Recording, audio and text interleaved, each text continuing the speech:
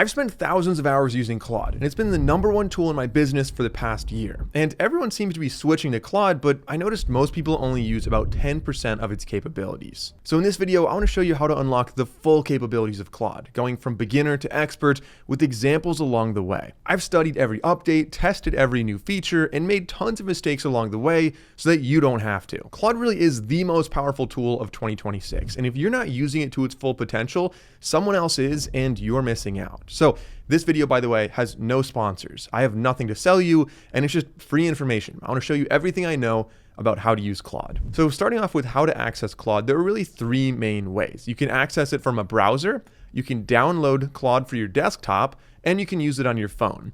90% of this video applies to all three of those methods, so it doesn't matter which one you use. Although I'd highly recommend, if you're going to use Claude a lot, Claude Desktop is the best way. There's an extra 10% at the end of this video that unlocks a lot of cool features that's only available on Claude Desktop. If you wanted to download it, you just go to claude.com/download and you download it for your laptop or desktop. Now, once you sign into Claude, you have the option to choose different plans. Claude is a pretty decent free plan, so most people can just start there. Once you sign into Claude, you can choose if you want to keep the free plan or upgrade it. If you go to the bottom left, you can click on upgrade your plan, and that'll show you the pricing. Now, the free plan is actually pretty good, but if you use Claude a lot, you will hit usage limits. The pro plan, I think, is probably best for most people. It's $17 per month if you pay annually, or $20 if you do monthly. And if you're really becoming a power user, you want to use the highest end models, you're going to run out of that usage fairly quickly, and you're going to need the max plan. So the pro plan, I think, for 95% of people is going to be just fine. Okay, so here we are on Claude. Let's talk about how you can actually use it. The desktop mode is almost identical to the browser. As you can see here, they both have really the same things here. We've got our text box in the middle, and of course, I think most people are familiar with this. You can ask it anything. You can tell it to do things. Everything we're going to be doing is centered around this right here. But before I just ask it, like, how much would this cost? Maybe I'm going to build an off-grid cabin. I have some options here. So on the bottom right, you have the option to choose different models. Most people just leave it on Sonnet 5, which is usually fine, but if you're doing more complicated tasks, you really want it to think a lot more, you might want to use Opus 5 or even Fable 5 for the even more difficult challenges than that. I would recommend pretty much always avoiding Haiku 4.5. It doesn't really do that good of a job, but we also have this little thing called effort. It is kind of hidden. Most people don't even know it's down there. But with effort, you can say, all right, I want to use Sonnet 5, which is a more efficient model. The models are basically like the brain on the back end.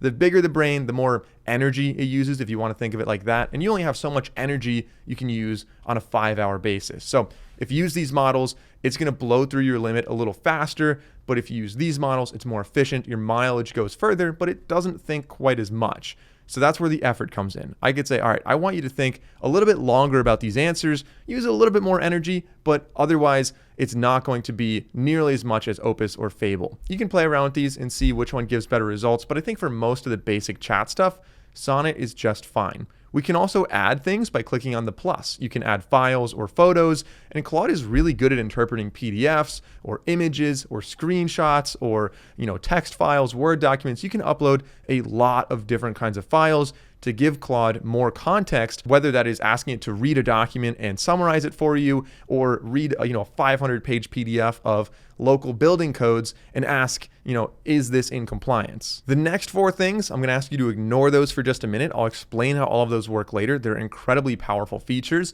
But then down here, we have the option to enable research, which does a really deep dive. And we have web search. You can turn web search on or off. So maybe, for example, if I upload a PDF of the building codes that maybe it's not actually published yet, it's like a potential upcoming building codes, I could turn web search off and ask it a question, and it's only going to be looking then at the PDF I uploaded. It's not going to be doing its own web searching and maybe giving me the wrong answers. Alternatively, sometimes it doesn't remember to web search. So I could tell it, please search the web for the latest lumber prices in the Philadelphia area. Now, I'm not going to turn research on for this. We'll use research in a minute. I'll give you a good example of that. but let's hit enter and see what it comes up with. Now, while it's thinking, I'll explain the rest of the interface. On the left side, these are all of your recent chats here. Every time you have a new chat with Claude, it's going to add a new little thing on the left side, and you can go and revisit any of them. It's pretty useful if you have different conversations, maybe one about planning like your son's birthday party, maybe another one about planning a trip, and you want to keep those separate. That works over there. But there is a better way to do that as well, and we'll talk about that in a minute. Now, what I like about Claude is it doesn't just give you a text answer no matter what. Sometimes it'll ask you questions for clarification. Sometimes the outputs are a little bit different based on what it thinks really fits the situation best. So in this situation, it's asking me some more questions. So it's saying, how big of a cabin are you thinking? So I'm going to say tiny. I'm going to do it myself.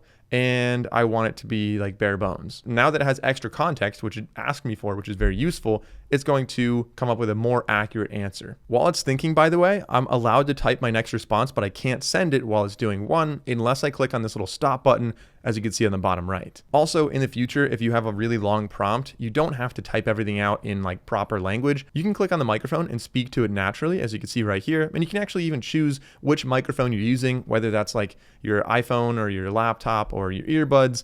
And it's a much easier way to dictate and ask questions. So this output is a little bit more complicated than people may realize. So first of all, Claude actually shows you the sources. If you hover over the little links at the end, it'll show you where it got that information. I like to check these to make sure that we're not getting it from some like Reddit forum. Nothing against Reddit, but if you're trying to find more scholarly article type things, you want to make sure you're coming from that source. If you're asking for more like trip planning, maybe you do want Reddit and you don't want the big blogs. That's really useful. Also, it opted to give us a table down here, which I think is useful. It gives us a total cost, which I think is relatively accurate, but we're going to go one level deeper. This is as far as most people usually go, but that is only scratching the surface of what Claude can actually do. So I'm actually going to make a new chat, and I'm going to show you the next level of using Claude. So the next level is actually just choosing a better prompt. And in order to do this, I would highly recommend adding several different aspects. One, of course, you want your basic command telling it what to do.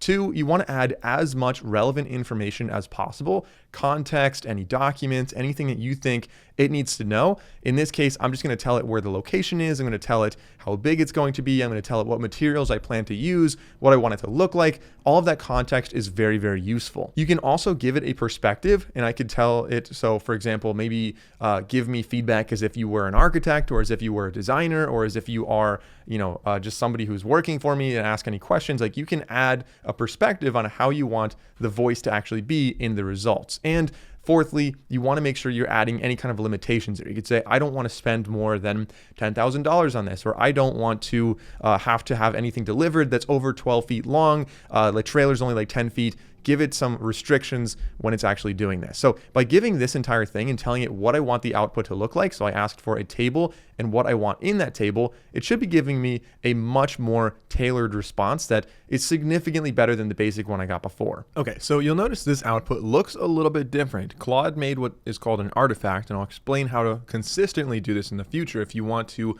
always have a certain type of output. But just by telling it to make a table, it not only made like a text table like you'd expect, as ChatGPT would probably do, but you can see on the right side, of course, you've got the thinking there, but on the right side, you have the actual, it's made as an Excel sheet. So you can download this, you can add it to Google Drive, you can edit this, you can use this as a really reliable starting point to start planning this cabin. So this went from just being a way to kind of get a rough number to actually being something that you can work with and make some real progress. This would have taken hours to do this by hand and go and research everything and format the table. But Claude did this in just a couple of minutes. Now, if everything I showed you so far feels familiar and you say, you know what, I've used Claude, I've gotten outputs like that makes sense. Again, we're just getting started here. The next couple things get significantly more advanced and allow you to really customize what you could do with Claude. But tying up a few loose ends here, one, on the bottom of every single output, you're able to do a couple things. You can read it aloud, which is useful if you're, driving or just, visually impaired or whatever. You also have the ability to copy it. You can give feedback for a good or bad response, and you can ask it to do it again. I can download this. I can make it full screen. I'm going to download this so I have it for the future. We'll just download that as cabin lumber estimate. Now we're ready for the next chapter of this video. If you look on the left side, below new, which new, of course, is how you make basic chats like that, we have projects. Now, a project is a way for Claude to have long-term memory on a certain subject. So rather than always doing everything in the same chat, if I want to do more about this cabin planning, I don't just always have to go into one chat and work like that. Instead, I can make a project for this. So if I go to projects on the top right, I can say new project. So I can name this cabin build, and then I can give a little description of what I'm trying to achieve. I can also choose to use a folder because I'm using Claude desktops. Remember I said 90% of this works fine on mobile or on web, but things like this, if you have a Claude desktop, you can save it to certain folders on your computer, and that way it's always local. If your internet goes out, it's nice you have it there. But I'm going to create a project, and now we have the option to customize some things on the right side. So instructions is really useful in tailoring what Claude is actually going to be doing in here. So if you make a project that's studying for a certain course,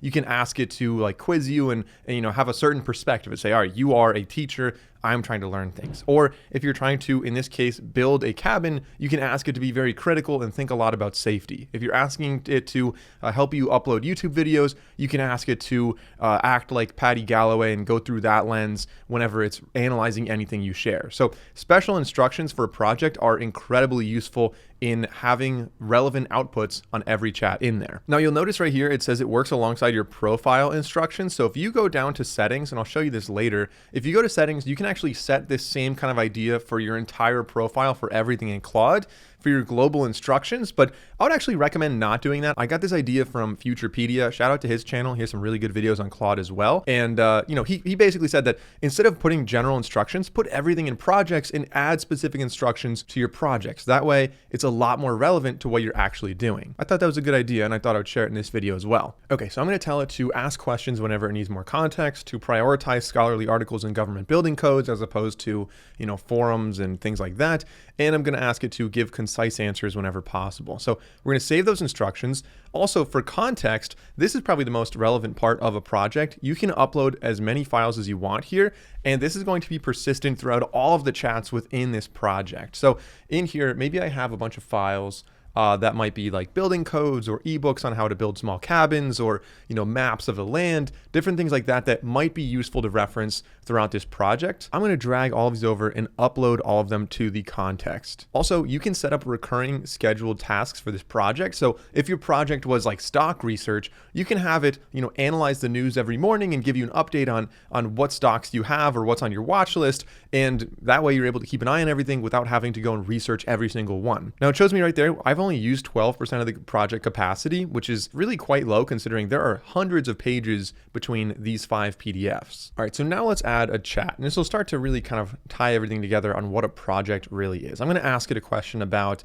maybe we're designing the floor, and I want to know how big the floor joist should actually be. So I'm going to hit enter on the first chat, and it's going to start working on things. Now, explaining what a project is, I mean, a project, I feel like the name is pretty good, pretty self-explanatory, but you're basically within a shell or the confines of like one little box. And within here, you can have as many chats as you want. It's all going to be referencing the same instructions, the same set of information. And it also allows you the added benefit of organizing everything and finding relevant stuff in one thing. If you're building multiple different buildings or working on 2 different similar projects, you don't want the context to kind of get cross-contaminated and confuse Claude. So making different projects makes a lot of sense for that. Also, now that we have a project, we can add other chats to the project. So remember the previous one where we were talking about the pricing, I could click on the 3 dots and I could say add to project, and I can add this to the cabin build project. Now when I go to projects, if I go to cabin build, we now have 2 chats down there that I can continue either one of them to design the floor, manage the overall pricing,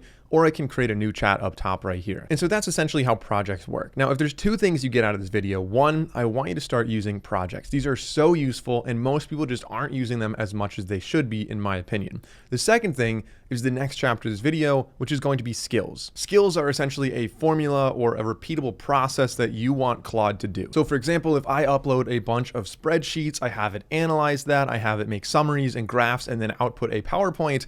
At the end, you could say that was actually really useful. I want it to always be able to do that without me prompting it a bunch of times along the way. You can simply ask Claude, make that into a skill. It'll make it into one little package. And in the future, you can just upload all the files and say, make a PowerPoint out of this, and it'll follow that same process. Now, that may sound a little confusing. Let me walk you through that. So if I click on customize on the left side, you'll see skills. Now, the first thing you want to do is make sure that skill creator is activated. If you don't see it, you can go to browse, and there's two main ways you can get skills. You can get some that are pre-made by Claude or Anthropic really. And as you can see down here, you've got tons of different ones to choose from, and you can, skill creator is one of them. Like I said, you want to make sure that that is installed and active. The second way to make a skill is just to tell Claude what to do and then tell it to save that as a skill. That's using skill creator essentially. So let's do a really simple one right here. Let's say create a skill that takes a bunch of PDFs that I upload and merges them into one PDF that I can download. Okay, so I just tried it right here and said, use the new skill to merge these PDFs. It says loading the PDF skill. It did it. It's merging them. It's presenting the files. And now we have one merged file right here,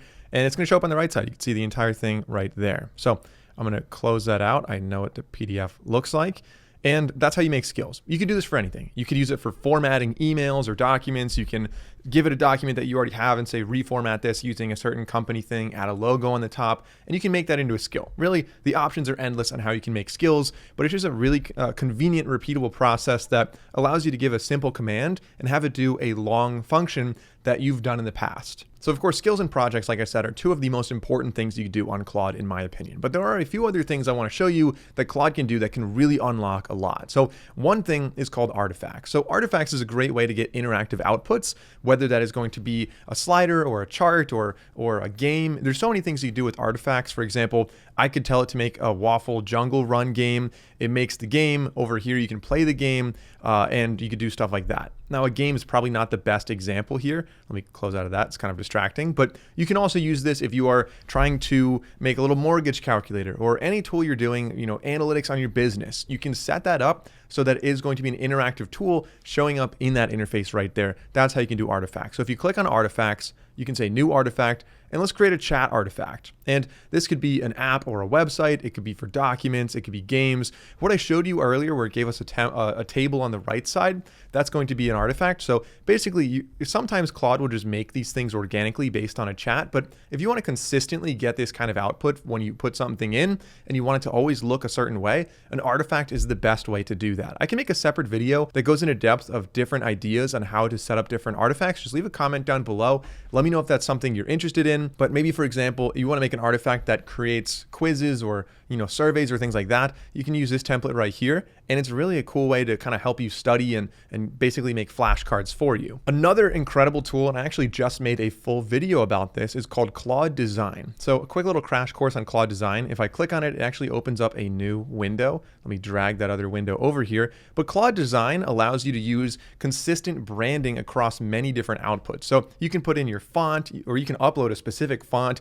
You can put in your logo, your color scheme, and other general instructions. And then say for a business, if you're making PowerPoints, if you're making letters, if you're making a website, an app, all that stuff will have a really consistent appearance across everything. So let me just show you some examples down here. I made, for example, this website, and you can see the website is using a very specific font that I gave it, as well as a logo and the color scheme, which is then going to be consistent with, let me go back, and instead I'll just click on this document that I made that was going to be my rates for lessons and rentals. And you can see right here, it's using the same font, the same colors, the same logo. This is a really powerful tool when you're running a business and you want those consistent appearances across multiple different things, but most AI tools just aren't able to really do that. So that's how Claude Design works. Like I said, I have a full tutorial. It's really advanced, it's really useful, and you can have multiple design systems for different businesses or different projects. Let me close out of Claude Design. On the left side, of course, I already talked about how pretty much all of this works, but you'll see one thing I didn't mention, well, two things, are dispatch and scheduled. Dispatch, depending on when you're watching this video, may or may not be there.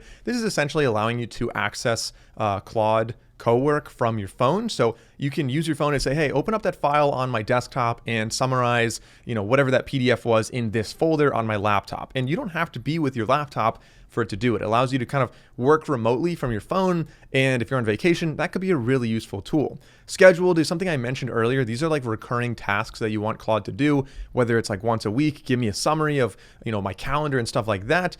And now the final level, everything I've been showing you has just been in basic Claude chat, essentially. There are two other ways you can use Claude. So if I go to a new chat, you can go to Cowork. Now, Claude, Chat, and Cowork are very similar. The main difference is going to be Cowork is able to use more on your desktop. It's able to access folders. It's able to like open up PowerPoint. It's able to kind of move around and do more things as an agent rather than just as a chatbot that you would then have to like download certain things. So Cowork, very, very advanced, very useful in my opinion, but you want to be careful, of course, because you are giving this access to your desktop and you don't want it to accidentally create or delete files erroneously. And then of course we have Claude Code, which I'm not going to talk about in this video, definitely a lot more advanced. I will make a future video just about Claude Code. So I hope you found this video helpful. There's a lot to cover with Claude. It's constantly changing and evolving. If you guys want to know the latest, be sure to subscribe. Like I said, I have a full video coming out about Dispatch. I already made one about Claude Design, and there's so many more features that Claude is launching